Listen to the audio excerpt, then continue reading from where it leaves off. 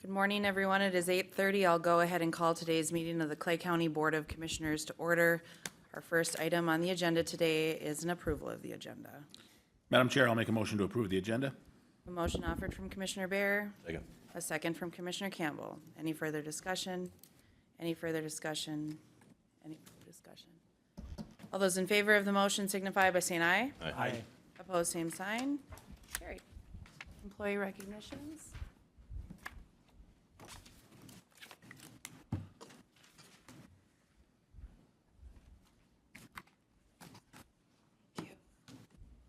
Okay, today we are excited to acknowledge Anna Bakira for 25 years of service to Clay County. And Holly, you'd like to say something about Anna? I sure would. Thank you. Anna is unable to join us today, but I just wanted to share that Anna has been an integral part of our home and community-based team for over 8 years as she consistently demonstrates dedication and excellence in her role as a case aide. Prior to this, Anna was our social services office support specialist for 17 years. Anna spends most of her day performing data entry for MnChoice's assessors and our home and community-based case managers. She ensures timely preparation of packets, files documents to our system, and manages details for our staff. So without Anna, we would not be able to do our job, and we are so appreciative to have her. And I'd like to say congratulations to Anna on 25 years. Make sure and let her know that we're in grateful recognition of her today. Thank you. Next person that we're going to acknowledge today is Steve Larson. Steve, congratulations on 30 years of dedicated service to Clay County and our citizens. We're really grateful for all the work that you do. As you know, if anyone has ever received a email from Steve, you know it has been overanalyzed. Is that probably the fairest way?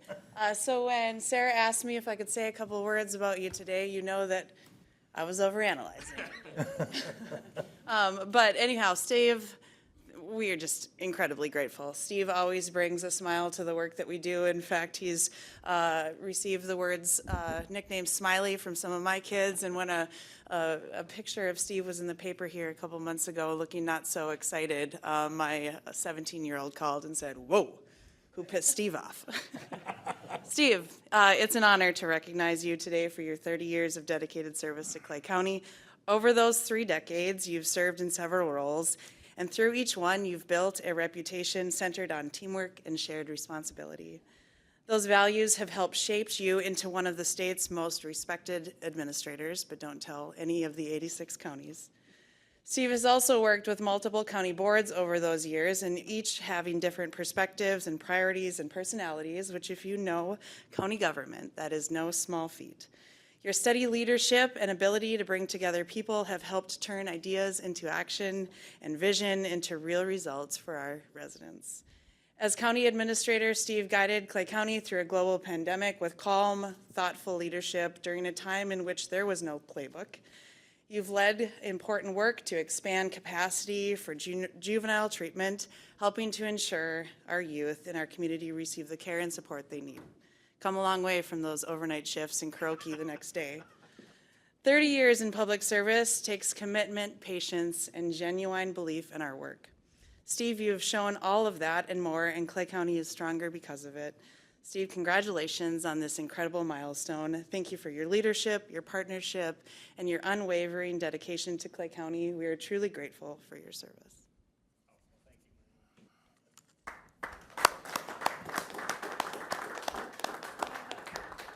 Well, thank you. Thank you for the kind words. I think that extremely fortunate when I was an intern at MSUM and I needed to get 15 credits to graduate. I ended up at the West Central Regional Juvenile Center, not assuming or ever thinking that I would make Clay County necessarily a home for 30 years. And so it's been a great ride. I'm fortunate that I don't look at this as a job. I really look at it as a career. And I think that one of the things that we talk about in county government and public service is it does provide. A career is different than a job. Every day I wake up, I have the opportunity to grow both personally, professionally, and have had that opportunity because of the opportunities that both past people that I've worked with and for, many of which who saw things in me that I didn't see in myself yet. And I've worked with many amazing boards who I work with and work for, who have had the opportunity and the challenge every year to take a certain number of resources and hand that to our departments to meet the needs of the citizens in a great way of stewardship. And so I'm fortunate to do that. And so I thank everybody for the opportunity. It's great to be here, so thank you.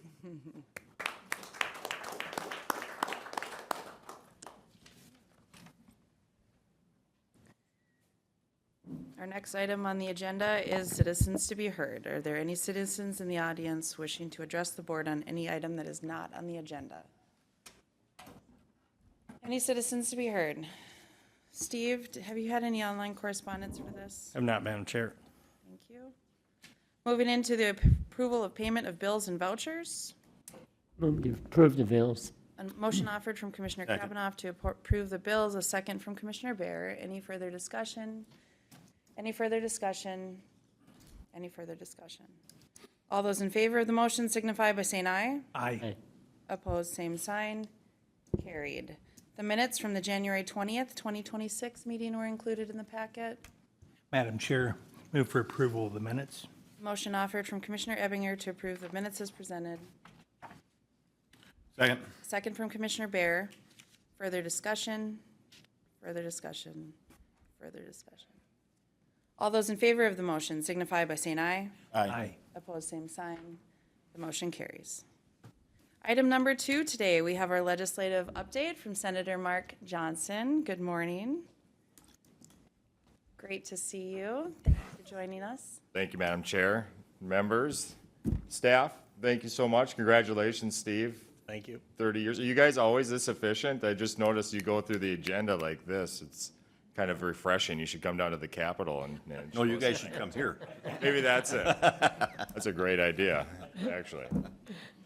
Well, wonderful. Thank you so much for making a little bit of time, talk a little bit about the Minnesota legislative session that's coming up here in 2 weeks. We could talk a little bit about what has passed over the last few years, but I think we've probably talked that to death over the last year or two. So maybe just looking at the legislative session coming forward here. This is what we would call a bonding year, a capital investment year. Typically where policy is looked at, where a bonding bill is looked at, but not state budgets. There are times where we have a surplus or maybe a deficit that will look at a supplemental budget where we'll be either allocating some new dollars or else figuring out where we need to be cutting some dollars. Right now, we're waiting for the February forecast numbers to really solidify what the budget's going to look like. I don't anticipate a large move one way or another in this forecast coming up, but sometimes it'll surprise you what has happened.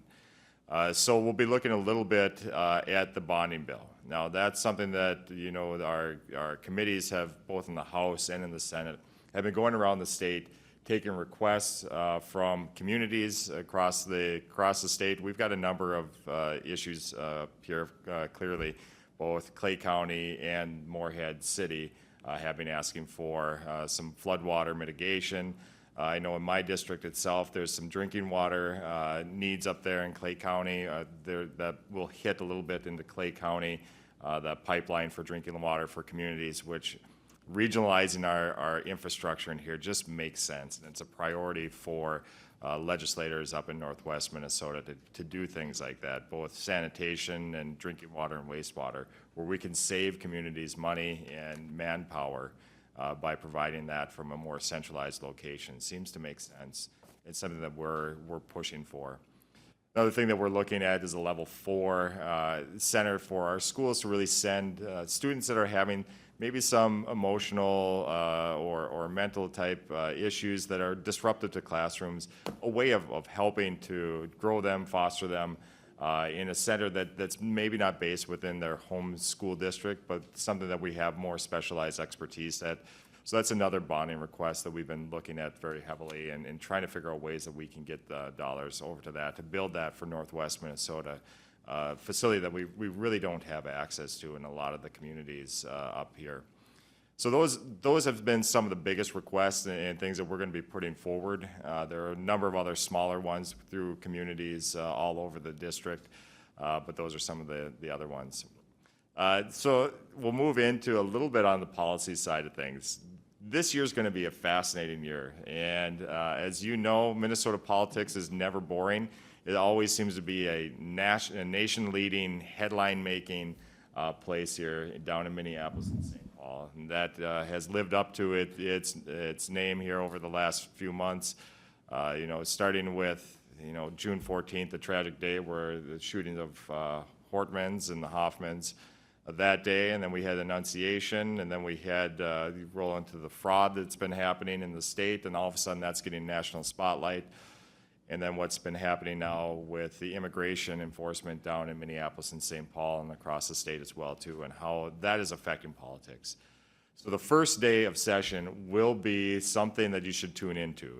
It'll be a mix of protests and memorials, and I don't know what to expect that day. What it is going to do, though, it's going to make policy making rather difficult, I anticipate, in this year. It's an election year, so you have the vying interests of people trying to put out statement pieces, trying to show that they are tougher in one way or another, or you name it.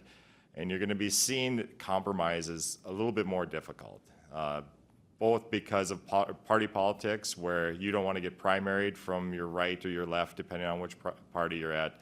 So you're going to see more hardline, I think, and more difficult time getting some of those policy bills through, which is unfortunate. And it's a time when we need to be working together more closely. But I'm kind of fearful that just the atmosphere that we have right now is going to create a difficult path forward for a lot of the policy type legislation that a lot of communities in the state needs to get done. We'll be there. We'll be working hard. The Senate will probably be the quieter body. The House is always a mix of excitement over there, so you're probably going to see more messaging coming out of the House. The Senate, we should be able to pass a few things out of there and get that done. And the governor himself is kind of a wild card right now. You know, with him stepping out, he's kind of a free agent, so we'll see what his agenda is for the rest of his term in office. But with Klobuchar coming in, he may fade away and become more quiet and let Senator Klobuchar take that limelight. But we'll kind of see what that looks like through the legislative session itself. With that, I've used up most of the oxygen in the room. If you guys have questions or thoughts, comments, I'd be more than happy to take that. Questions? Well, Mr. Campbell. I want to thank you for the work on the West Central Regional Waters project. That's really important for all three counties that are partners. As a matter of fact, it's gaining some momentum now where we're even having a fourth county asking us to join in. So it's a good deal, and we certainly appreciate your leadership on helping try to make that happen. So. Commissioner, and thank you for that. And a very small part in that, the organization that's really put it together, and you've been a part of that, has really been putting in a ton of work, and Lucas Spaeth and the others that have been leading that. Just been really fun to see how they've really put their shoulder into that project. It needs to happen, so. Can I just ask you one question too? You mentioned the level 4 for schools. Is there something that's being planned for Northwest Minnesota on that? I know. The reason I asked that is I also serve on the board for Lakes Country Service Cooperative. Oh, sure. Yeah. And Lakes Country does a lot of work, I think, with level 4 students. Yeah. I think we have a spot in Fergus Falls, and there's one in Alexandria. They're trying to get one in Moorhead, and I'm just curious if this is part of that same thing, or if this is something else. And Commissioner, it might be slightly different than that, but it's exactly what you're talking about. It's a facility for our school districts to be used, and I think the one that's currently in discussions is planned for Crookston, if I remember correctly. But again, it sounds like it's going to be open for the region, because we don't have any facility that's able to really handle that. Right. Well, if you're working on that too, that's great. I know right now, I think there's probably 25, 30 kids out of Moorhead that are, every day they're sent to Fergus Falls Yeah. for this level 4. And it would sure be nice. It'd be nice where these kids wouldn't have to go so far on a daily basis to. Yep. Absolutely. Absolutely. Good, thank you. Thank you, Commissioner. Well, Senator, thank you. We have seen you several times when we're at the Capitol, and you're always available to have conversation and hear the needs from our region. So we really appreciate the representation, particularly since you serve part of Clay County as well. But again, we are anxiously awaiting what session brings for all of us, and appreciate your voice down there. Well, thank you, Madam Chair and Commissioners. Really appreciate the time this morning. And my phone number's out there. Give me a call anytime when you have issues. It's wonderful to see you guys down there. I know you've been very active down in St. Paul. Just really appreciate seeing your faces down there as well, too, and your voices being heard down there. So thank you very much. Thank you.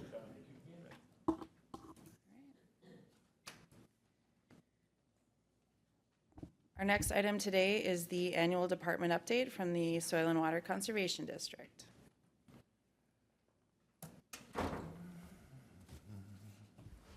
Morning. Good morning, Madam Chair, Commissioners. I hope you all know Tony Nelson, our Water Resources Management Technician.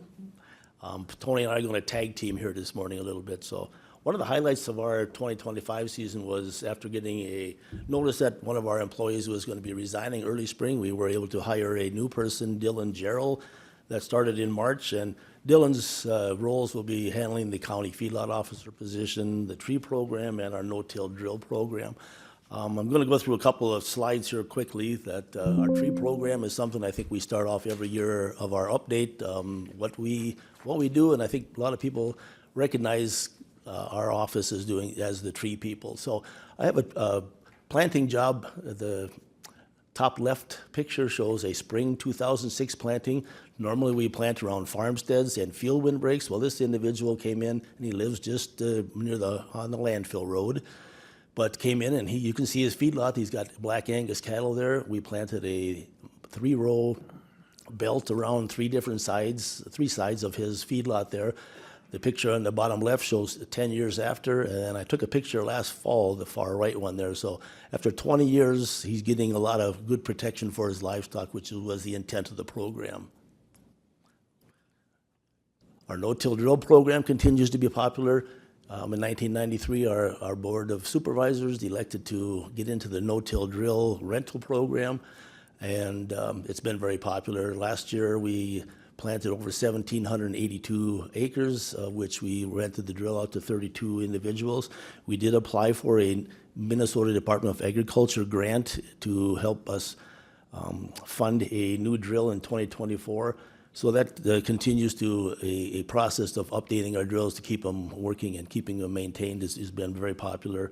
And our individual, now Dylan, will be the delivery person for evenings and weekend work. Our Ag BMP, Best Management Practices Low Interest Loan Program, since 1996 when the program evolved, we've have loans out over $2.25 million to Clay County landowners, ag businesses, and projects such as, I guess, no-till drills have been very popular, conservation equipment, ag waste management, septic system upgrades, and well relocations are all qualifying categories. One thing kind of unique about this program, it does not have to be brand new equipment. The photo on the left is a new drill that one of the individuals did purchase, but on the right there is a manure handling, a tandem beater manure spreader. Used equipment is also eligible, so those are things that it's amazing how expensive this equipment has gotten to be, but landowners that can go out and find a piece of equipment that they need is used equipment qualifies as well. Our One Watershed One plan, we're now heading into our 4th round of funding. This has been a very, very good program for landowners, especially in the eastern part of our county, where we have some erosion projects such as our water and sediment control basins, and also landowners northwest of Glendon. We put in 5 stream bank stream barbs, and I've got a couple pictures of those here in a second. But the total projects that we spent last year was $834,000. Landowners are in line to get up to 90% cost sharing for these projects. And as long as I've been here, that is the best program that I've seen as far as being able to fund at a 90% level. We are able to leverage federal dollars. Last year, we have $300,000 that was brought into our projects that we can piggyback our state funds to get to that 90% level, of which our one watershed one plans funded $410,000. That's in both the Wild Rice and the Buffalo Red River watershed districts. There's a picture of the stream barbs that were placed. You can see the landowners, actually there was 3 landowners side by side that their whole riverbank in the Buffalo River was just dropping and washing away. So our project involved putting in stream barbs, and it's basically little rock dams that jut out into the stream, force the water away from that current, forces the current away from the bank to the other bank. And most of the time we have problems with these is in the outer bends in rivers. On the far right there, you can see the erosion that's occurring in a landowner's field up by Ulen. And a water and sediment control basin was installed. And it's very hard to show these things. It's a little dike there that you can see that orange pipe there. It's called a Hickenbottom intake. Basically, water is stored behind that dam, and it flows out through that Hickenbottom and is tiled out to a safe outlet. Those have gotten to be very popular in Clay County. Another project, if you're aware, the Snaky Creek, just north of Moorhead, up north of the beet plant. Years of neglect along that 2,600-foot-long Snaky Creek, which actually is the outlet for County Ditch 41. It prompted a state clean water fund application that we worked with the Buffalo Red River Watershed District on. We got a $400,000 grant to pursue repairing this site. The top left up there, you can see the down cutting and the erosion. It's just a mess out there. It was in tough shape. You can see garbage hanging up on some of the logs. Numerous events had been out there with the river keepers out of Fargo and Covers More going out there and cleaning up garbage. And you can see a lot of the downfallen trees that are basically were blocking this project that right into the Red River. On the far right, our project involves shaping, cleaning, and reseeding, and it's been mulched there, so hopefully in time we'll get a good grass catch. Last year was the first year that we've got some pictures that will be showing, some actual growth in there.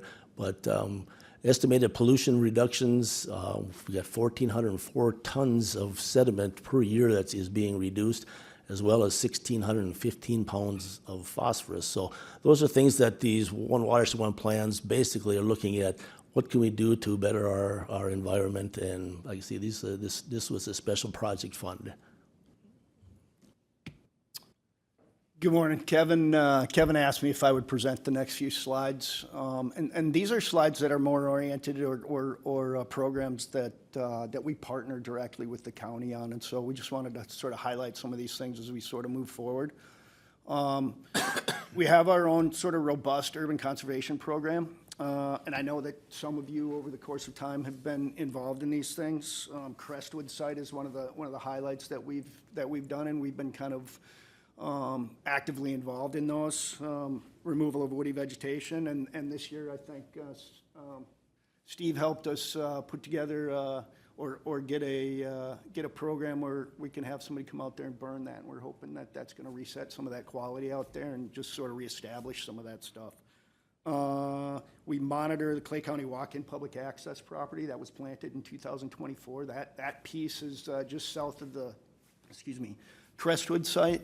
And so we'll monitor that one over the course of time and help with weed control and woody vegetation stuff out there. And I know we've been kind of working to help monitor that.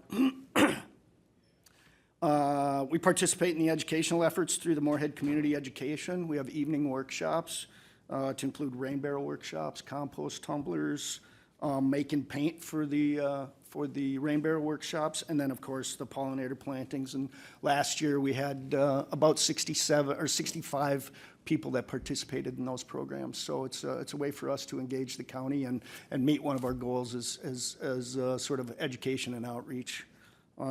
We also partner with the FM River Keepers. This past year, We were instrumental in helping out educate 1,700 fourth graders and staff at the Waterfest, which is kind of an annual event that we participate in every year, and it's a good event for us. And then, of course, our annual pint night. Last year was our 7th, and this year will be our 8th. And I know that we've seen a few of you guys out there participating with us and getting an opportunity to meet the community. And it's a great fundraiser for us to help supplement our urban conservation budget, if you will. And then for 2026, we'll do a lot of the same. We're going to continue to monitor the county properties that we're working on. We work closely with Matt Jacobson too to kind of look and see if there's new projects that are potentially available to us out there. And then the other workshops that we participate in over the course of the summer. The Wetland Conservation Act, which is one that I participate in directly in the office, sort of supports in partnership with the county itself.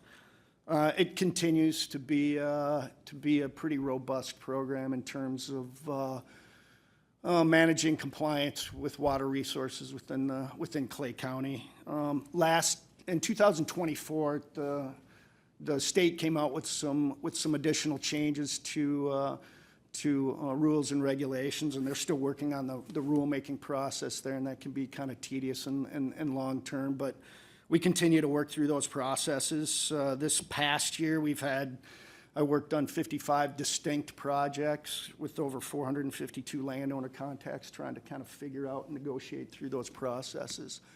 A lot of agricultural concerns, a lot of infrastructure and construction stuff, and so we're working directly with customers and clients, both in the rural areas and the urban areas, to try and sort of mitigate and manage those resources for the county.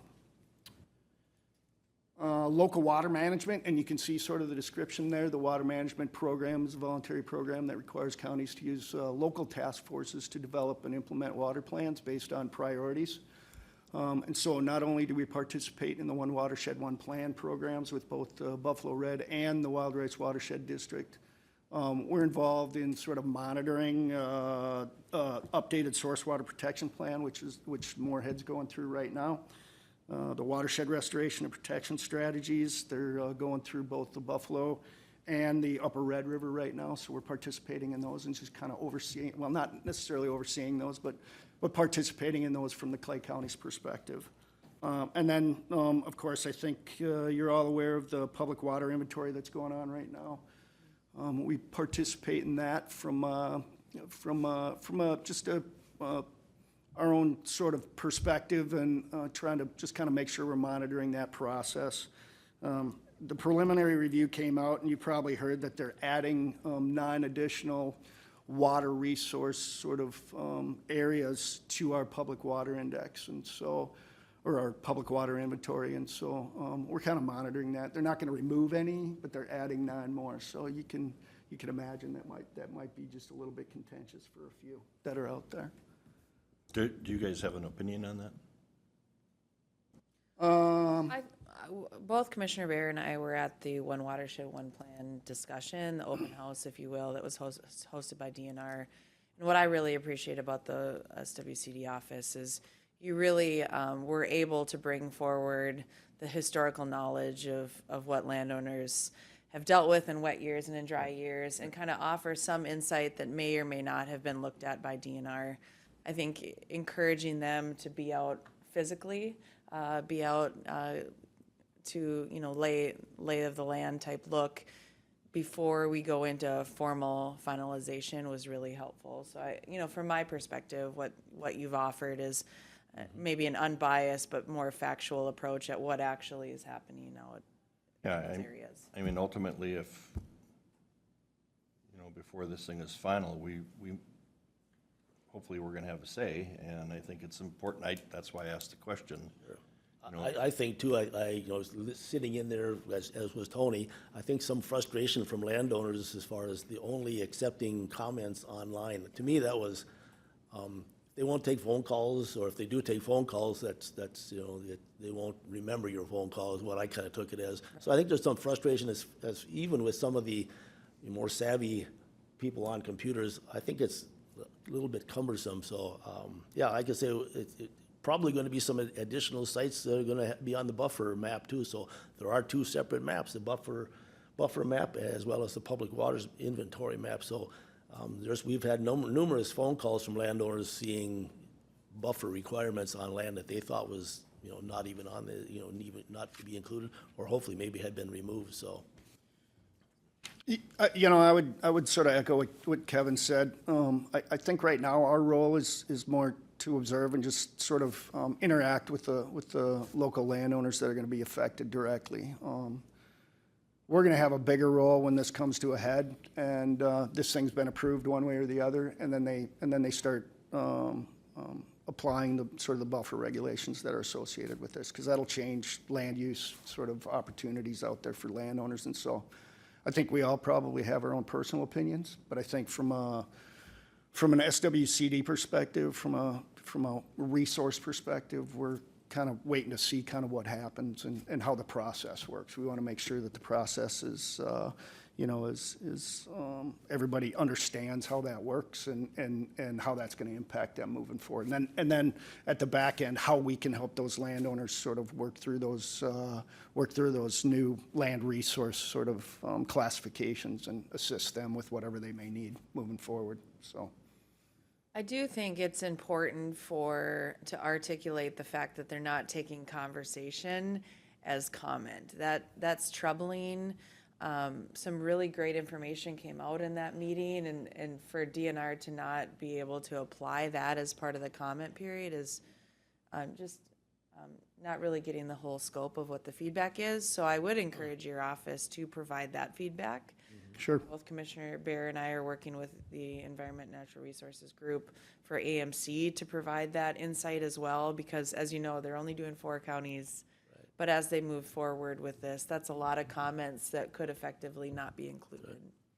One of the questions, and we don't need to cover this too much longer, but one of the questions that I had was, where did this request come from? Where did the request come from to update this public waters inventory that's been on the books for decades? And so now all of a sudden we're changing these things and updating. Maybe it needs to be updated, but then I agree the transparency has to be there to be able to say who should we talk to about this, and why is the urgency all of a sudden to get this done, and at the rate that we're doing this, right? I mean, this just started a couple months ago, and all of a sudden we're done with 4 counties, and we're ready to brief the public and get some answers. So. And another challenging part is that as you have newer properties that are coming into buffer requirements, the legislature is also talking about cutting buffer funds to local areas as well. And there are some counties that are looking at a substantial amount of need to implement additional acres into buffer. And where do those funds come from when it's a state mandated program? Sure, absolutely. We had Senator Johnson right here. We should have asked him. Yeah. Well, his phone number's out there. Yep, for sure. Yep. Well, yeah, more to come for sure, right? So. I just want to follow, I asked a question from this board standpoint. I was chair last year when we got the notification about this study that was going to be going on, and then I made a request that the DNR come here and explain to us what they were doing, and they did that. Sure. But what some of you might be hearing, in your watershed meetings and stuff, the rest of our board doesn't hear. And I personally put a lot of faith in you, in Clay County Soil and Water, to help with how I might form an opinion, as well as listening to the landowners. We haven't had one landowner come in here and talk to our board about this. So that's why I raised the question, and I think at some point in time, are we gonna be satisfied with these nine new areas? That's why I asked the question. And what abilities do we have, if we're not happy with them, to raise that concern? Sure. That's precisely why I asked the question. We're here and we're monitoring that, and we're not getting a whole lot of pushback from the public yet. There's been some questions, and we're trying to work through those a little bit. I don't, I guess I don't know that we're necessarily supposed to speak for, private individuals. And so I think we'll maybe let them sort of manage that, but we're available for, that's part of our partnership, I think, with the county too, to monitor that and then be available to answer questions if you have questions. I also believe you've had a very good working relationship with the agricultural community, so. Generally, we do. I think in some cases, we have some challenges, right? That's in anything. We typically can get blamed early on in the process with some of these things. But I think Kevin's done a great job historically of maintaining great relationships over the course of, a couple of years that he's been here, so. All right, I won't go any further, thank you. Okay. Good insight. Any other discussion? We're always available, so, you all know. County feedlot officer, over the course of time, the county's asked us to participate and kind of run this program. Presently, we have 79 registered feedlots in Clay County.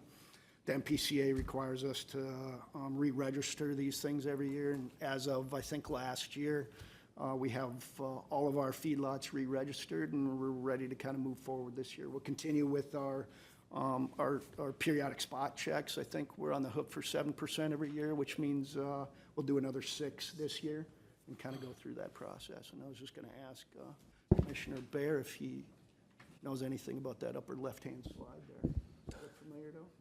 The color of those pigs don't look familiar, no. That was 16 years No. ago. No, it's not. No.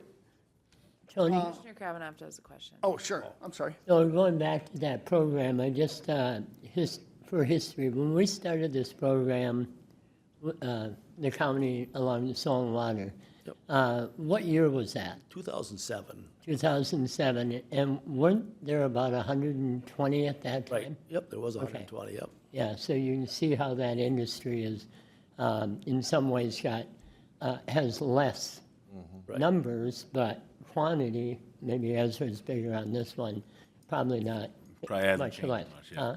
Probably hasn't changed much. Right. We also administer the county ag inspector program, and a large portion of that program is weed control within the county. 2025, we had 16 species of plants that were on the prohibited control noxious weed category, which means, the county is responsible to, well, at least the citizens are responsible to sort of maintain control of those things. All lands within the state. This slide shows some of the common weeds that we see in Clay County, which includes the additional Clay County weeds that we've added previously over the years. I can list all of those off for you if you want me to, but I know most of you guys have seen some of those across the county landscape. We also perform yearly township officer trainings at the Clay County Association of Township Officers. We proctor the applicator licensing exams. We did 68 in 2025. We have 275 miles of county road right-of-way that we spray in conjunction with our contractors. 8 buyout properties that we assist with to maintain weed control out there when we periodically get calls from concerned citizens.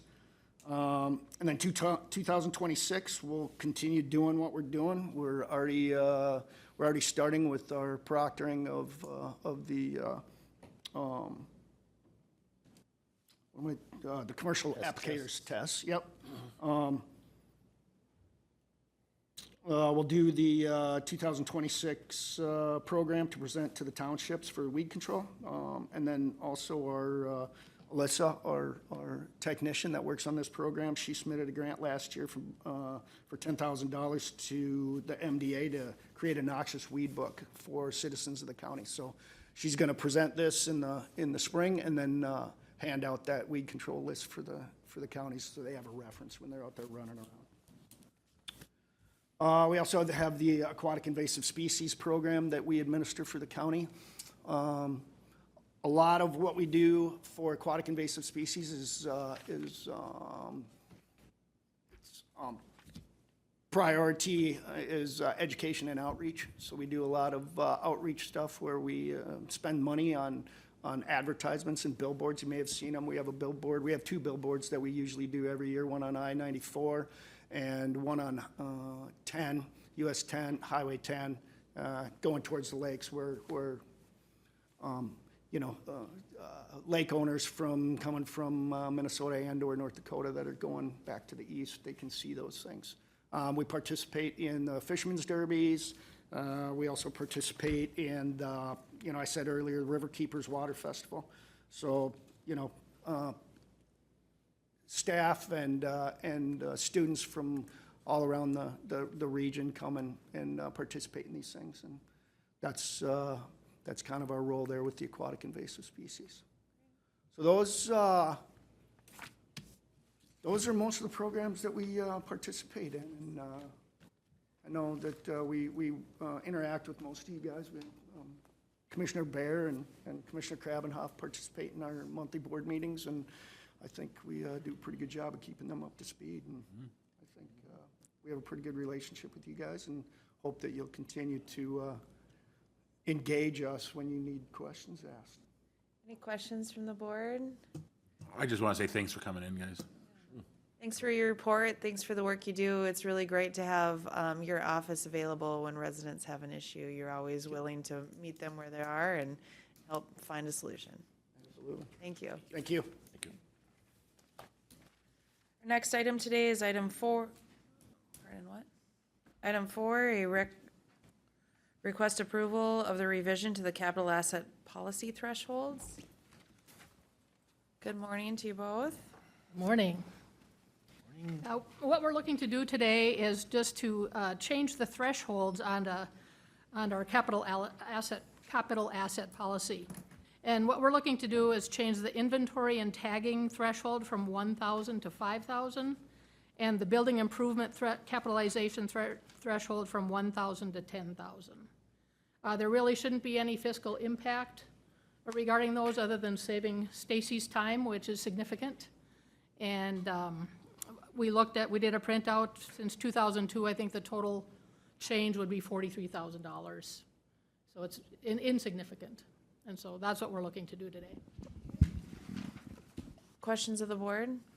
Well, I think Madam Chair, I think these numbers are from a long time ago, and I think they kind of coincided with, even in private industry at one point in time, anything that had a value of a certain dollar amount might have had a 3-year life expectancy or more. You had to capitalize all of that kind of stuff. And it would be foolish for us to not adjust those numbers. I think what you're asking for makes all the sense in the world to do. So it's. Thank you, I appreciate that. Questions? I think there's a real efficiency with it also. So I'd move for approval of the proposed revisions to the county's capital asset policy effective January 1, 2020. Second. Is that 2025 or 2026? We actually want to do it effective January 1st, 2025. Okay, So when we're doing our current financial statements, that we can recognize this policy. okay, very So good. the motion is to approve the recommendation effective January 1st, 2025. Commissioner Krabbenhoft and Commissioner Ebinger seconded that motion. Was there any other discussion? It seems like this has been through a substantial amount of discussion, so I appreciate the work. Also looking at how to best allocate our resource, which is time, so I appreciate that. Any further discussion? All those in favor of the motion signify by saying aye. Aye. Opposed, same sign. Carried. Thank you so much, Thank appreciate it. you. Thank you. Item 5, request approval to repair the landfill dozer. Good morning, Corey. Good morning, Madam Chair and Commissioners. Thank you for having me. My first item today is a request to repair the landfill dozer. The undercarriage and tracks on that dozer are wore out. We did look at replacing it. To replace it with another used machine, we'd gain about 6 years of life for the machine, but it would cost us an extra $200,000. And that was the minimum bid. So we felt it'd be better. We only use the dozer about 100, 150 hours a year. So I didn't see it justified to spend that kind of money on a new machine. The engine's still good, so if we replace the tracks for a cost of $44,094.47, we would essentially have what we would have if we bought a newer machine. So that would be my request this morning. Okay. Corey did bring this to the SWAC committee members. We did talk about this. Discussion from the board? One question, Madam Chair. Yes, Commissioner Bear. How old a machine is this? It's a 2012. We purchased it in 2016 with about 4,000 hours on it. It's got 7,500 hours on it now. Additional questions? Move to approve. Motion offered from Commissioner Campbell to approve the request. Second. A second from Commissioner Bear. Further discussion? Any further discussion? Any further discussion? All those in favor of the motion signify by saying aye. Aye. Opposed, same sign. Carried. Thank you. Item 6, the request approval to replace the landfill pump controls. Corey. Yes, my second item today is, we have leachate pump controls at the landfill. They are the original controls that were put in when the leachate system was put in. My dad was still here when they were put in, so he's been retired for 20 years. So they're wearing out. The panels, you can't read them anymore. The LCD screen are just bad. We did get a bid for this in 2023, and they haven't been able to get the parts until just recently, so they are gonna honor the 2023 bid of $23,125. I would request that comes out of the internal service fund, and that would be my request for today. I would venture to say there's not a bid from 2023 that would be honored in 2026. So the fact that they've been willing to provide that And is, they've also been out and kind of pieced it together to keep us going while they're waiting for these parts, so I feel bad not going with it now, so. And this also went to SWAC. yeah. Madam Chair, I'll make a motion to approve the internal service fund to pay for the replacement and leachate control pumps at a cost of $23,125. We have a motion offered from Commissioner Bear to approve the request. Second. A second from Commissioner Ebinger. Any further discussion? Any further discussion? Any further discussion? All those in favor of the motion signify by saying aye. Aye. Opposed, same sign. Carried. Thank you. Thank you. Item 7 is a request approval of the 2026 statewide affordable housing aid contract. Quinn? Morning, Madam Chair. Good morning. I am here to request approving into a contract for statewide affordable housing aid. If you remember, at the end of 2025, I had requested to post an RFP for statewide affordable housing aid. That time frame for applications has come and gone, and a review committee has reviewed the proposals with one recommendation. We don't only have one submission. It is familiar to us. Clay County HRA is the applicant for the statewide affordable housing aid. Their proposal really focuses on preserving and stabilizing the existing affordable housing assets that we have here in Clay County. Specifically for the 2026 funds, elevator modernization at Hauge Estates in Dilworth, as well as support for front desk operations at Gateway Gardens in Moorhead, as that facility requires 24-hour staffing to maintain safety and housing stability. Just to note, the 2026 allocation totals $81,550. I did put the comparison for last year's allocation, which was $68,698. So there was an increase of $12,852 from last year to this year's allocations. That was good to see. This is completely funded by Department of Revenue. No county levy funds are requested. So I am looking to enter into a contract with HRA for the statewide affordable housing aid, but I would yield for any questions that you have. Yes, Commissioner Krabbenhoft? Yeah, just a curious question. With the increase, how does it happen? And it's right, we're getting the increase. What creates that? Is that just some formula they use, or are we doing something in positive ways that are outpacing other counties, or? That's a great question that I have no idea. I'll have to research that Okay, I and was get back just to you. curious. Yep. It's a good thing. I like to see it increase, great but yeah, I'm not sure why. It's one of Okay. those, I'm happy when it goes Yeah. up and I don't know why, but I'd be much more curious if it went down and I didn't know Yeah. why. So I'll And figure it out. as part of being a liaison to HRA, we had real detailed discussion about the use of these funds. There are 2 elevators over at Hoagie, and this will replace the one that's been really in tough shape for quite a while. The old one, yep. Yeah, that's the biggest piece of it, so. For clarification, in the proposal, it highlights that that elevator that was referenced has been used over 1 million times. There you go. Questions from the board? One, are we, I know we've continued to have one proposal on some of these with known partners for the work. Is that something in the future we want to look at branching out, trying to get more proposals? It is communicated, it's posted on our website and sent to all our providers, so I feel like our outreach efforts and Right. trying to be creative about how we could potentially use the funds otherwise, the message is getting out there. We just haven't received applications from other providers. And they'll apply if it reaches, if their capacity is within that, I understand that. Questions from the board? Can we somehow acknowledge the increase in CSAH funds to our legislators with a letter of correspondence? Yep, sure. Any further discussion? Oh, I'll move to approve entering into the 2026 statewide affordable housing aid contract with the Clay County Housing Redevelopment Authority in the amount of $81,550. Second. Motion offered from Commissioner Krabbenhoft, a second from Commissioner Ebinger, to approve the motion. Any further discussion? All those in favor of the motion signify by saying aye. Aye. Opposed, same sign. Carried. Item 8 is a request approval for the 2026 local homeless prevention aid contract. Thank you, Madam Chair. Very similar to the CSAH funds, I now have a request for the local homeless prevention aid contract.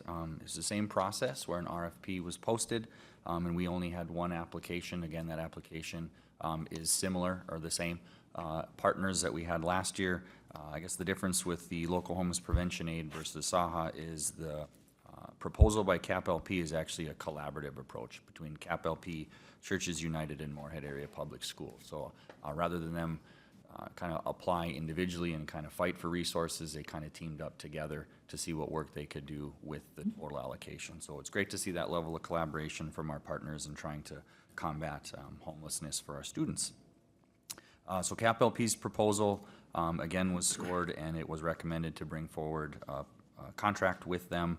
Again, they would subcontract with Moorhead Area Public Schools and Churches United.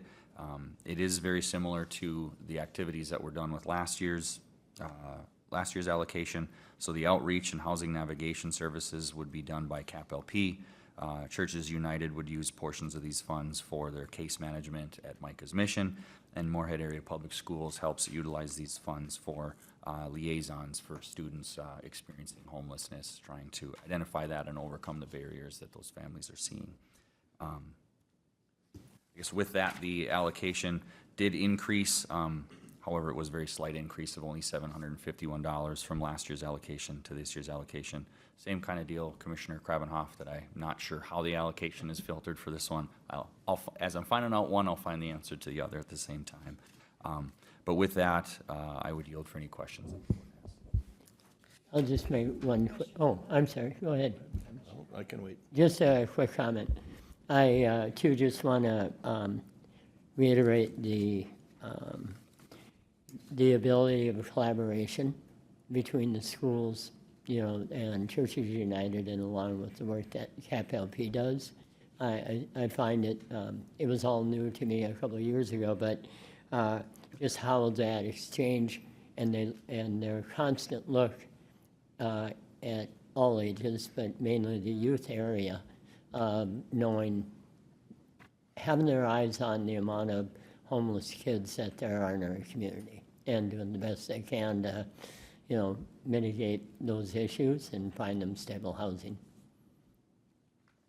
Commissioner Campbell? Yes, thank you. Gwen, the three core service areas that they outline for us here, are there specified dollar amounts for each of those?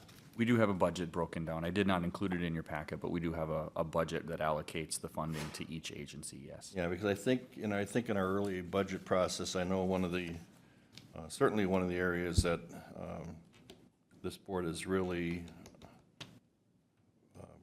found a good target was that homeless student service area for, yeah, so I guess in the past, we've kind of had an idea how much dollars went into each of these core services. You can maybe just provide that to us later. It's, Absolutely. I think would be helpful to know, so. Okay. You bet.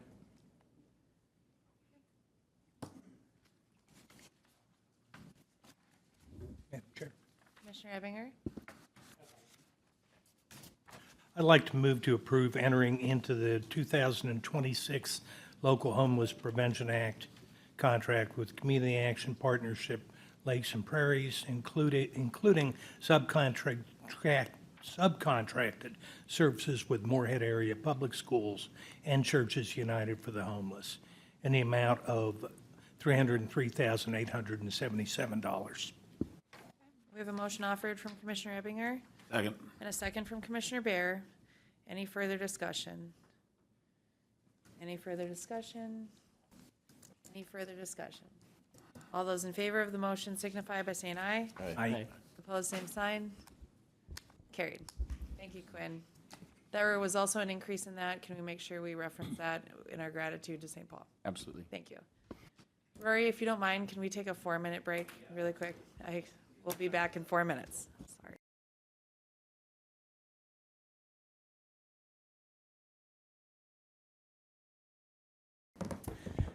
Okay, we are back. Thank you, Rory. We're excited to hear your department update for technology services.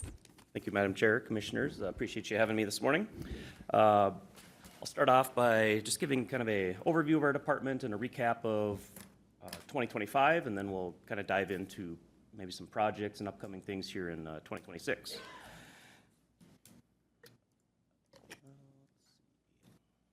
So to start off, we're 10 of us here in technology services, 4 computer support specialists, 4 systems administrators, our cybersecurity analyst here for the last year or so, and myself.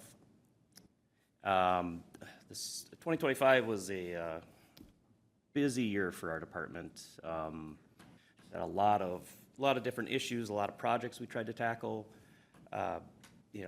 Employee numbers didn't really go up too much. Checking with HR, if we had every position filled, we'd be at about 712 employees starting, as of now. We support roughly 25 buildings, kind of a staff ratio, IT staff ratio to regular staff, 1 to 71, which is, it's higher up there throughout the different counties in the state, especially with having a sheriff's office to support, juvenile detention center, which there's only 13 others in the state. Overall, desktops and laptops, we've actually reduced that a little bit. So instead of, last year we were about 800, now we're down, and that's kind of winding out all the people that had desktops and laptops. Now we're just kind of focusing more on the laptops and trying to save a little bit of money there. Cell phones, landline phones, those are all the same. Otherwise, our active assets that we track, with even Stacy and Lori and their capital assets. So anything under that, $1,000, $5,000 threshold, we'll put a IT asset tag if it's electronic, and then we add it to our MCIT EDP insurance coverage as well. So that went up a little bit as we get a little more, what's classified as a asset that we want to insure. So those numbers will go up. Just kind of numbers compared 2024 to 2025, we still see a steady climb. And again, just mentioning that we were very busy in 2025, so those numbers seem pretty accurate. We were pretty busy. And so the biggest change I think we'll see this year is with AI being so prevalent, kind of almost like back in COVID days where there was such supply and demand of electronics. AI is now taking all the memory, all the storage in the industry and driving up the prices. So, last year, we'd get a laptop or a desktop PC for about $800. Now we're looking at $1,400 per machine. So times that by 150 that we need to get every year, it's gonna eat away at that internal services. I expect that for the next, 2-3 years, but I think we can make it through without really upping that too much here for next year's budget either. So kind of average. Commissioner Krabbenhoft has a Oh, I'm sorry, go ahead. Yeah, along that line, okay, there's a cost, but in the work that you're seeing being developed in AI, do you see efficiencies that are giving you savings? Yes, we haven't implemented a whole lot here at Clay County, but in the industry as a whole, yeah, absolutely. Yeah. It's, I suppose more in the private sector, saving on staff time, that's where the. So it's more possibly in some of our other departments than it would be with yours? Yeah, I would say some of our other departments, it just depends on the software solutions they're using, and Okay. can they take advantage of some of that AI-driven data, or generate that data. So it really just depends on, Yeah, and I know we're at the beginning of it, so Yeah. I just, there's got to be a reason for it. oh, yeah, absolutely. Yep. Somebody's making money off it, and it's we're paying for it, so. All right, thank you.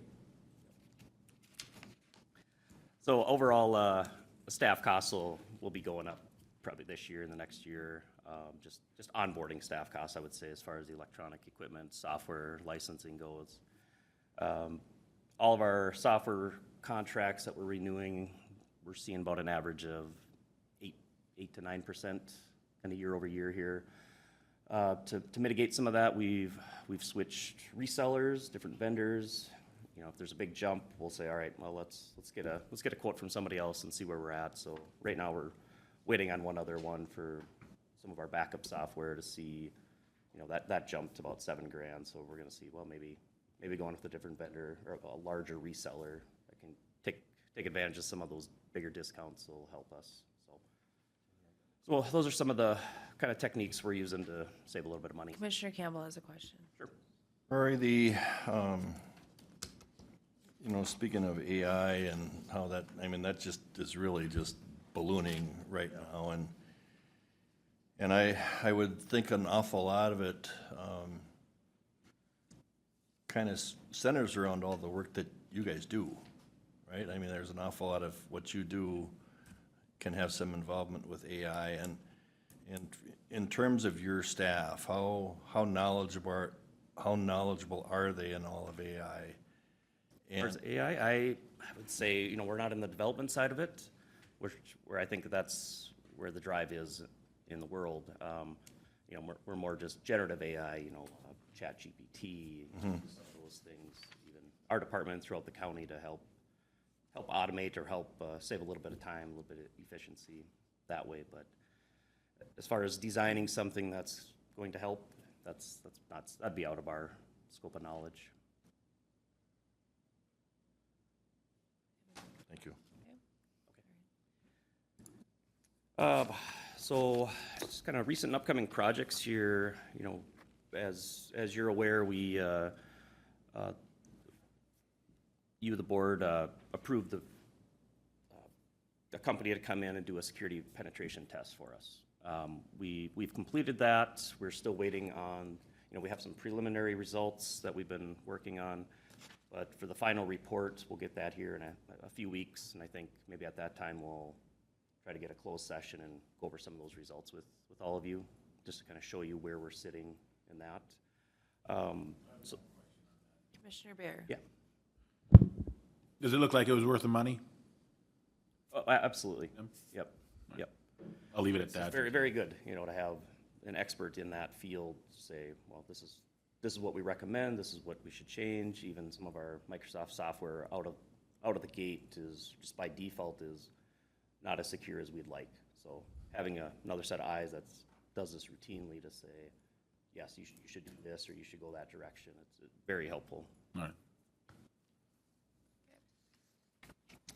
Let's see. late this last year too, the board also approved some infrastructure replacement, network switches. We spent a good portion of our internal services funds on 48 network switches, so that'll be a project will continue out through 2026 here. Take quite a few months to replace all of the network switches in all of the departments. We just, about 3 weeks ago, we did migrate, with the help of Aumentum, move our tax system from on-premise to cloud. So now they host everything, and that services the Clay County departments and some of the City of Moorhead Assessor's Office and GIS staff as well. So we're still working through that, but that project will be wrapping up here pretty soon. And then just more infrastructure refresh, different wireless access points, just some other equipment that we'll be looking at this year as well. One of the big things, and I believe all of you are aware of it, is our Minnesota County IT Leadership Association. It's kind of a push this Minnesota Cyber Response Team, which I believe AMC is backing. And what that program is any counties that maybe fall victim to a cyber incident, there would be a team of volunteers, of county volunteers, that would go and help out where needed. So it seems to be a great program. Our local cybersecurity expert, Jocelyn Sloan, she's a part of that as well. She has been from the kind of the ground floor coming up with it, so she's been helping out with that. And it's a great program. It even offers some training opportunities for those IT staff to better secure their environments too. So it's a great program. A couple other things. We're through the sheriff's office, through our e-citations. That software is getting pretty antiquated and old. There's just some of the security there involved. So we're working with the Minnesota BCA to ensure that we can keep up with that, but at some point that will have to be something on the plate to refresh, and it's not going to be as cheap as it is now. I think right now we pay roughly $14,000-$15,000 through the sheriff's office per year. I know the Moorhead Police Department did now move away from that here at the end of January. So some of those costs will go down, but at some point we will have to increase that. Currently, it would be the Clay County and then the 4 city police departments within the county that are jointly using this software. Another one that I'll just mention here quick is just working with HR and Darren, just talking over the last couple of years here about a paid on-call schedule for IT staff. I believe we're the only department left that has a paid on-call schedule, but that's something we're kind of putting together, and we'll bring it to PIC here at some point in the near future. Let's see, any questions? Any questions for Rory? Yes, Commissioner Ebinger. The e-citation, are you looking at getting an updated version of e-citation, or what's Moorhead gone to? They went to this Tyler Technologies Enforcement Mobile, which now just did get approved by the Minnesota BCA. It's on their approval. And that matches up with the dispatch CAD, right? Yeah. Yeah. Yep. That's the same company. Is that something we'd look That at? RMS system is Tyler Technologies based, and this would be the same, just another. Is that something we'd look at, or is there? We have looked at it the last few years. The cost has just been so high that it's kind of been out of our reach. But at some point here, we're going to have to look at something, whether it's the Tyler Technologies one or another one out in the market. But it'll be a change. But Yes, Commissioner Campbell. I have just, going back to your service request, Rory, it seems to me that a 51% increase is significant in service requests, and I'm kind of wondering what, in terms of the help desk calls. In 2024, there was 123 a month, and now it's at 180s. Is that, are those login issues, or what? A lot of times it could be, just in this last year, we had a lot of different projects, so if a project went wrong, we get a lot of calls, so that's not always praise for us to get as many calls as that, but that's typically what happens. I'm not faulting you guys, but I'm just wondering, are we satisfied with some of the services that we pay for through outside entities, for example? Sure. Yeah, I would say so, and we're always looking to change and benefit us as a county. Just even one example was, last summer we had that fiber cut over by the high school, which took down, that generated a bunch of calls. Just kind of examples like that, even if it's out of our control, just random events that can prompt for a lot of calls. Thank you. Yeah. Well, I just want to give huge gratitude. No one is more frustrated than someone whose technology is not working, and your department always meets that call, a reflection of those calls for service. I know I've reached out several times when things don't seem to work out, and your staff always just fix it magically. So huge kudos to your department and your staff. You do a wonderful job. They do a great job. Yeah, thank you. Appreciate it. They do, yes. Thank you.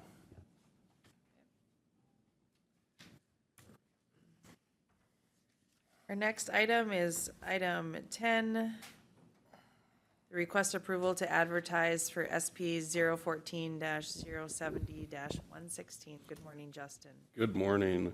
Yeah, so this is requesting approval to advertise for that project. This is the roundabout project at CSAH 12 and 52. We did finally get federal approval on this project, so I am proposing a letting date of March 10th, 2026 at the board meeting. Yes, Commissioner Krabbenhoft. Your microphone. Excuse me. So after these bids are let, when should that project potentially start? I mean, with this project, there is a lot of grading work, so until the frost is out of the ground, most likely.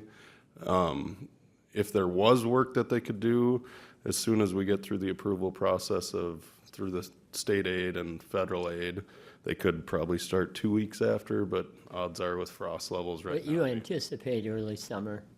Oh, yeah, definitely. As soon as road restrictions come off, I would guess sometime in May. Okay, thanks. Madam Chair, I move approval of the advertisement for SP 014-070-016. I'll second that. Motion offered from Commissioner Campbell, a second from Commissioner Barrett. Any further discussion? Any further discussion? Any further discussion? All those in favor of the motion signify by saying aye. Aye. Opposed, same sign. Carried. Item 11 with you today is the request approval of letters of support for CSAH 36 bridge replacement. Yes, so Polk County's taking the lead on a raise grant application, so we've applied, I think, 3 or 4 times for this. It is a bundle project where it's Clay County, Norman County, and Polk County replacing 3 Red River crossings. Last application actually made it pretty far, so there is some light at the end of the tunnel with hopefully I think there's a fairly good chance we get funding. So these would be funded 80% federal funds, bridge bonding, then also a local match, and Cass County would also be participating if we were to get the raise grant application. Dialogue? Commissioner Bear? This would be the bridge outside of Georgetown, correct? The old truss bridge just north of Georgetown, yep. With that, Madam Chair, I'll make a motion to approve the letter of support for CSAH 36 bridge replacement. Motion offered from Commissioner Bear, Second. a second from Commissioner Ebbinger. Any further discussion? Any further discussion? Any further discussion? All those in favor of the motion signify by saying aye. Aye. Opposed, same sign. Motion carries. Thank you. Item 12 is a request permission for Commissioner Krabbenhoft to attend or travel out of state. Mr. Larson? Thank you, Mr. Chair, Madam Chair, Commissioners. The item before you this morning is a request for Commissioner Krabbenhoft, who serves as the president or the chair of CAP-LP. They are going to be going to Washington, D.C. In the coming months, and we just would be requesting permission for him to travel. There's going to be no cost to Clay County, as Cap LP will be picking up the entire travel amount. This is an exciting opportunity. I had the opportunity to attend this conference about 10 years ago, and given all of the dialogue that's happening in Washington, D.C., it's really helpful to provide your insight. I think Cap LP does a phenomenal job utilizing the funds in which we get from the Fed. So I'm really excited about this opportunity for you. Madam Chair. Yes, Commissioner Ebinger? This has been, both you and Commissioner Krabbenhoft have been on top of legislative issues that are impacting on us. Cap LP is a great partner for the county, and we're grateful for Commissioner Krabbenhoft moving up, being part of the body that moves us forward. So having said that, I'd like to make a motion to approve Commissioner Krabbenhoft travel to Washington, D.C. with Cap LP. Motion offered from Commissioner Ebinger. Second. And a second from Commissioner Bear. Any further discussion? Any further discussion? All those in favor of the motion signify by saying aye. Aye. Opposed, same sign. Carried. Thank you. I'll bring back a good report. Good. Item 13, committee reports. Commissioner Ebinger.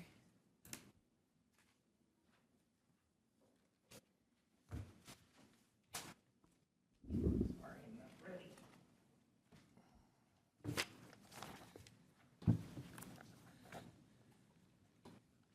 you, Madam Chair. Last week on Tuesday, the 27th, I attended the Red River Regional Dispatch Center Board of Authority meeting. We elected a new chair, Ryan Nelson, and vice chair, Jim Capitan from Cass County. Ryan Nelson's with Morehead City. Appointed the secretary within the staff of the dispatch center. Had the update on the issues that, a couple of issues that have popped up since the new dispatch center's been developed. They've been addressed, and there was a brief period of time where they had to operate out of the downtown RRDC, the old location, and that went seamlessly. Then they got back in the new facility, and there were bathroom issues that caused them problems. The place was cleaned up. The problem was addressed. And looking at this project, it looks like it came in about $1 million under budget.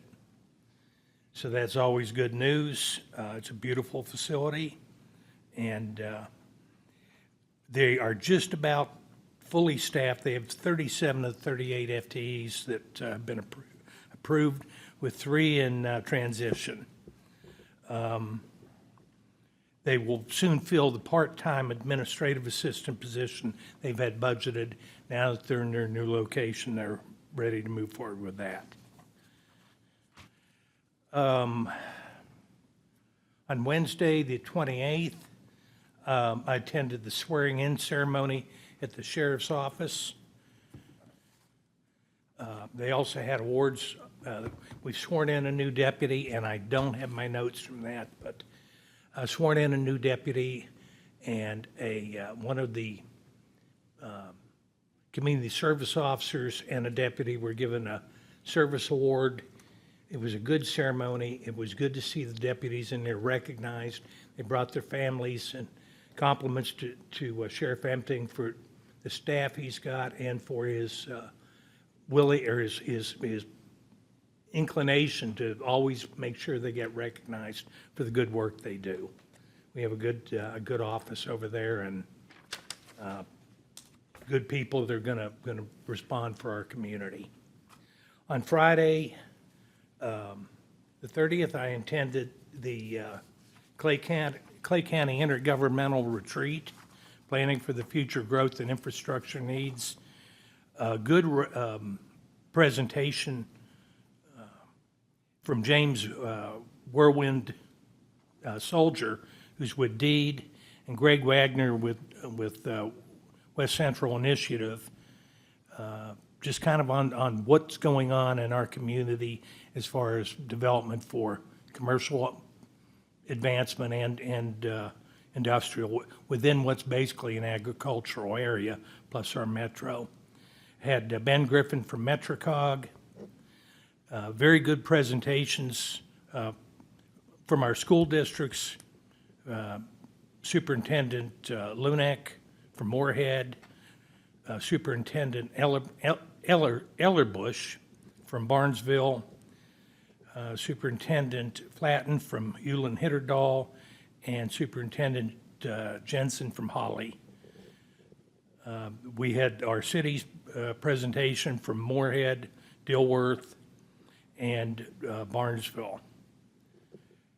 It was a good, and don't want to forget Senator Kupek and Jim Joy, and Representative Keeler was with us, and Representative Gander came in, and we did have a legislative panel and Q&A for them.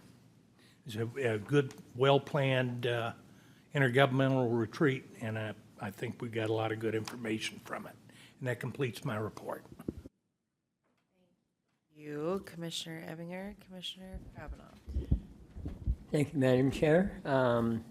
Yesterday, at the monthly meeting for the Planning Commission and Board of Adjustments for the City of Moorhead, we had our elections for 2026 officers.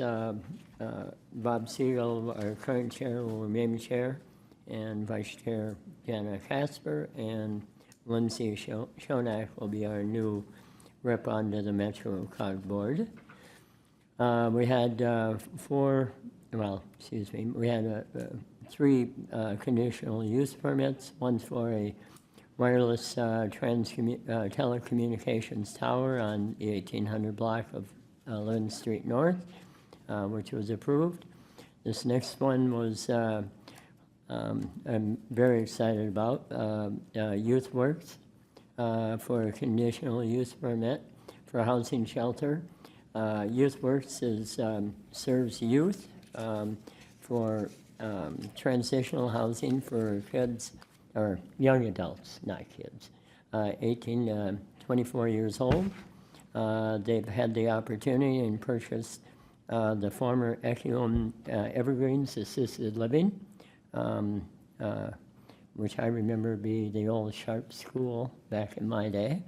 Anyway, at 502 and 512 3rd Avenue South of Moorhead. This will be for transitional housing for this age group.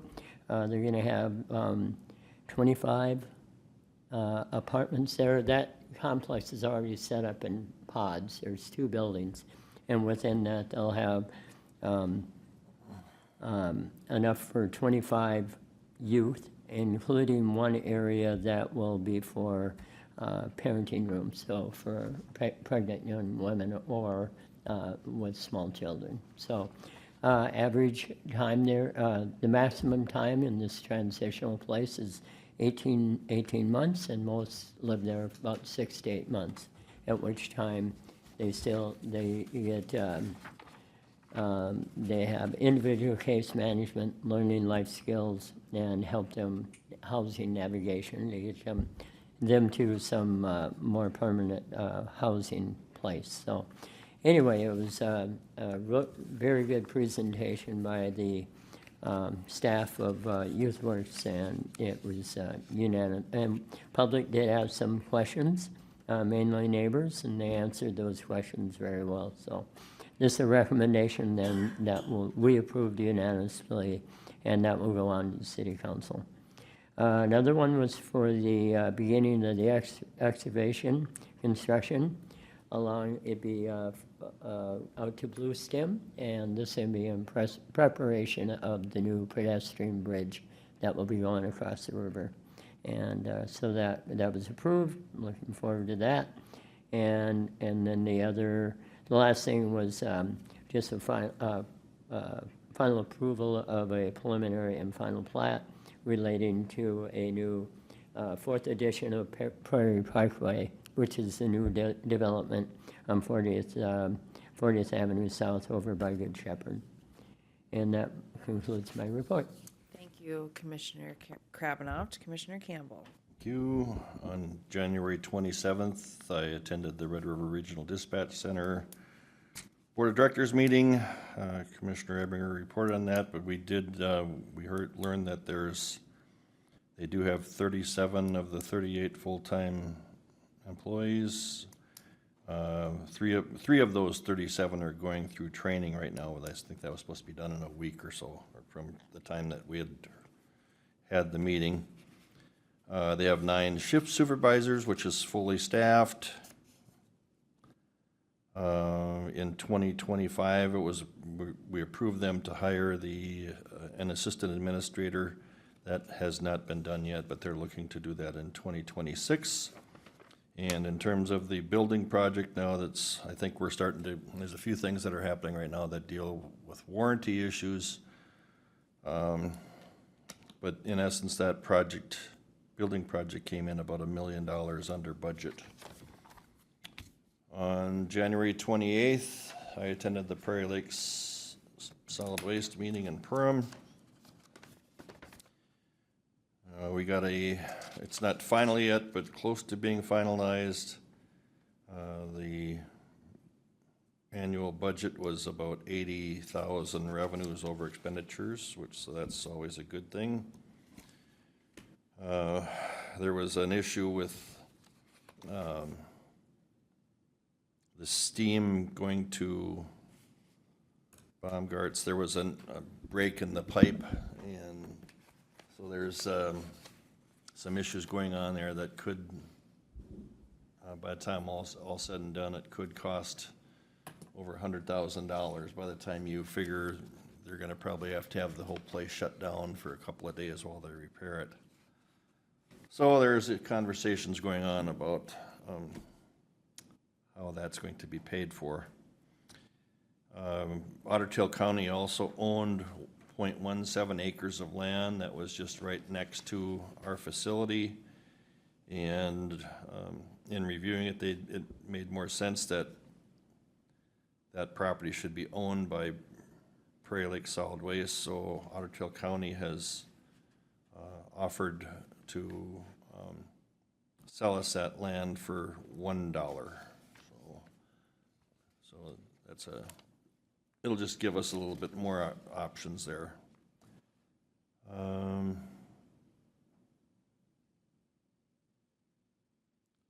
We did receive a letter that talks about how those facilities really help with the elimination of PFAS. So it's another positive outcome of having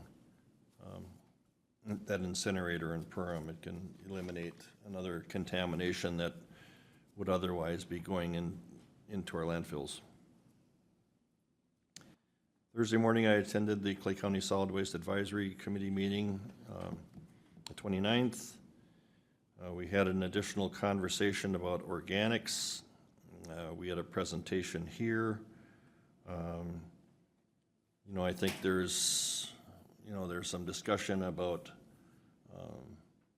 maybe it might cost $2 million. I think that was, at first impression, that was a concern about how we would raise that. I think there's a lot of work going in to try to submit for a grant option. And that if successful, that grant would be, there'd still be a 20% requirement on the local entity. And it's my feeling that 20%, I think there could certainly be a way that we could figure out through our enterprise fund over time where we could pay that. When you figure I think roughly 37%, is that the number? 37% of all garbage right now is considered food waste. And if we can find ways to deal with that, do the organics process to save on that landfill. Corey's working on it. I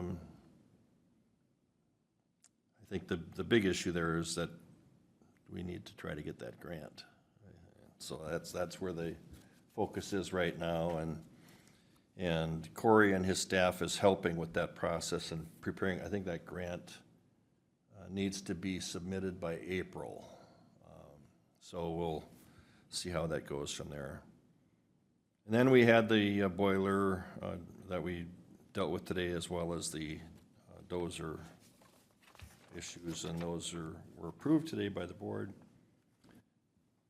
That afternoon, the 29th, we had our Clay County Joint Powers, Clay County Joint Powers Authority for the diversion. Action items were some reimbursements for different property owners that were approved. There was an amendment to one of the landowners' flowage easements, and there was some change in forest mitigation deed restrictions. All of those items were approved. And on Friday the 29th, I attended the intergovernmental retreat. I was able to be there for the morning session, and a lot of good information was presented on Clay County. I think it was really a positive focus on Clay County and how we're kind of the shining star outside of the metropolitan area in terms of being a growing community.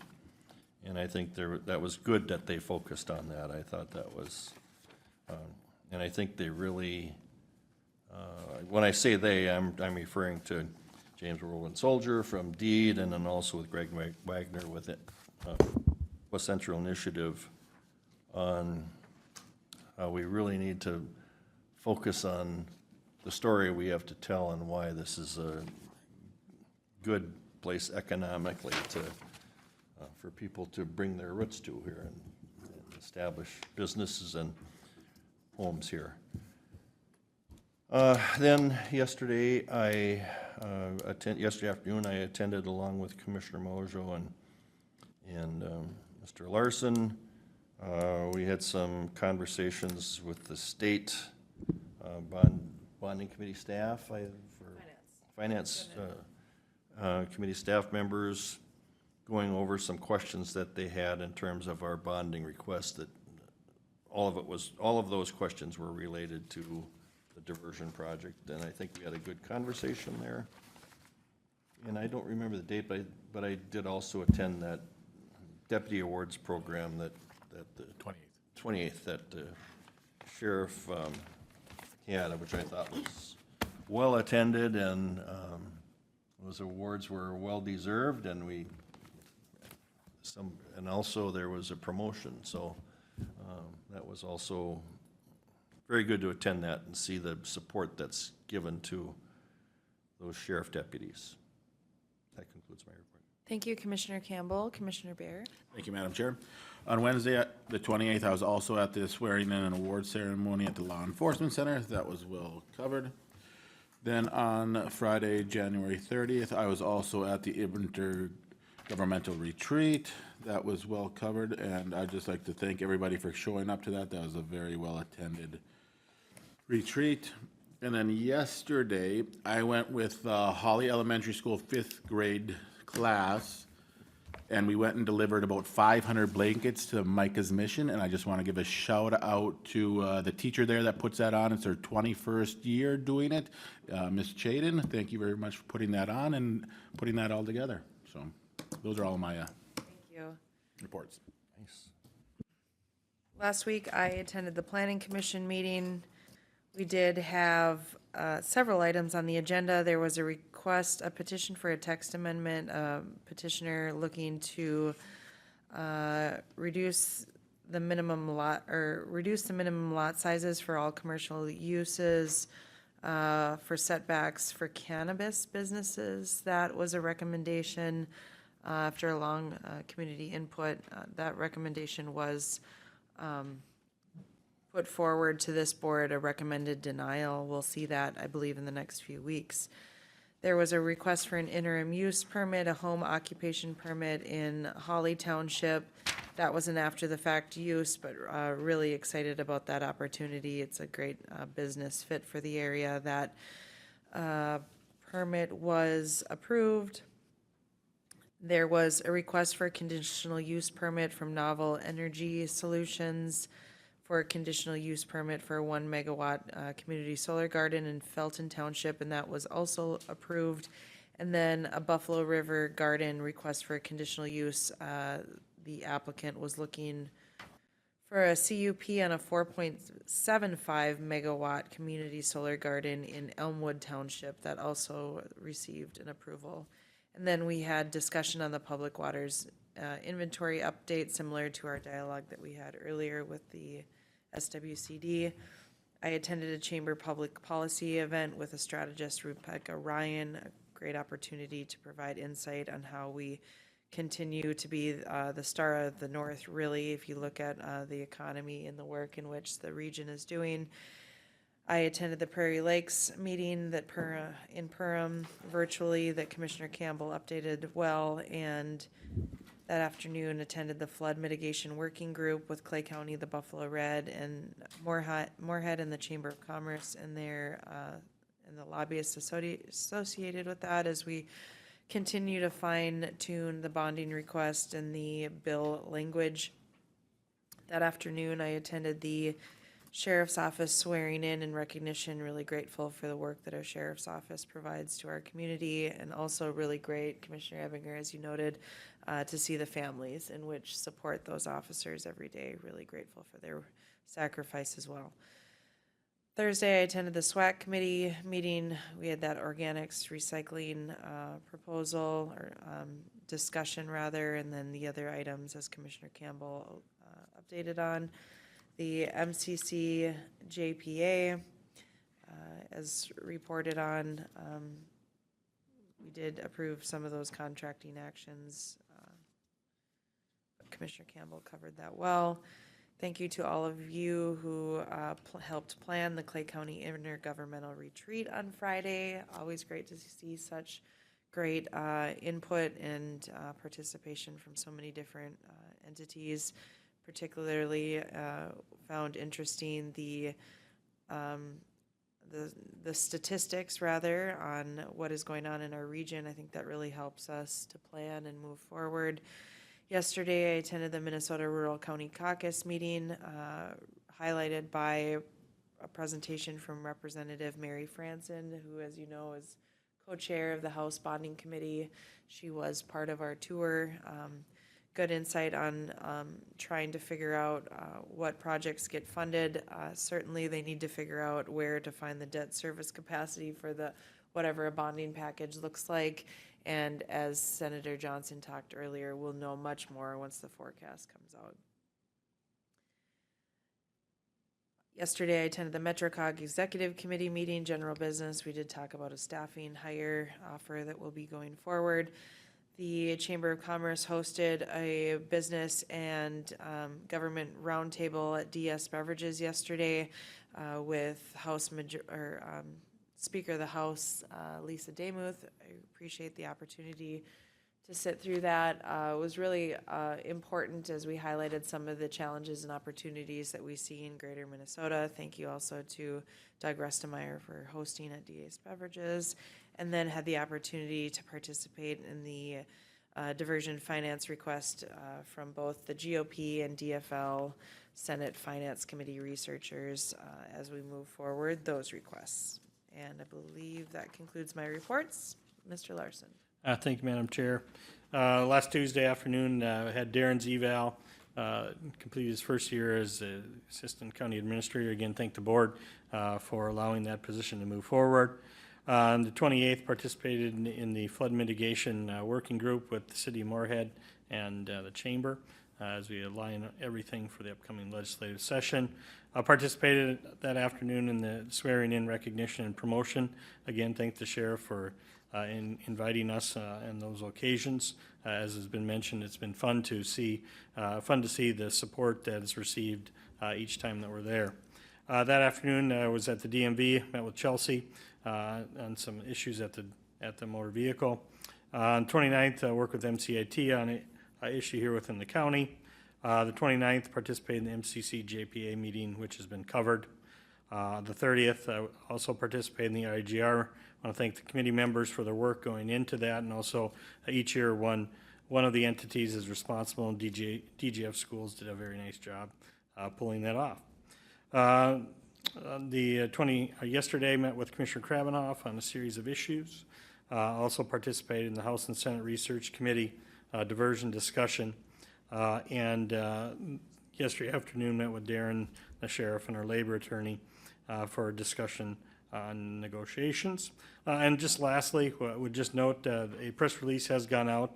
Our Sheriff's Department is going to be working with University of Minnesota Duluth and updating our hazard mitigation plan. This is a requirement to do that every 5 years to ensure that we get FEMA support in the grants program. It provides or encourages our citizens to reach out to Gabe Tweeten, our emergency manager, or also there's an online option to submit comments. And that concludes my report. Thank you, Mr. Larson. Mr. Brook, you survived your review. I'm still here. I hope so. Well, Steve said he would put up with me for one more year, so I guess that's good. Most of my stuff has already been covered by the board. The Board of Adjustment on the 27th, I attended that.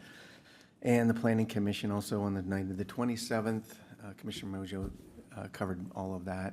On the 28th, I did meet with the land management team to discuss the new judicial security law that went into effect on January 1st and how Clay County will be implementing that. Attended the swearing-in recognition ceremony as well over at the Law Enforcement Center. On the 29th, I attended the SWAC meeting, which has already been covered. I had a long discussion with Anna on paid leave and how that's going, and a discussion with Josh Hagem, our labor attorney, regarding the jail administration negotiations that were coming up. 30th, I also attended the intergovernmental retreat, which has also been covered. And yesterday, we did have the jail administration negotiations, and then after that, set in with a meeting with the sheriff and regarding the updated status of the negotiations. And I will be requesting next week to come to the board in a closed session to give you an update on all the rest of the negotiations that are going on. Thank you for that, Mr. Brook. Sarah, do you have anything? Okay, anything else from the board? We have a work session scheduled for this afternoon, and our next Board of Commissioners meeting will be February 10th. We are adjourned.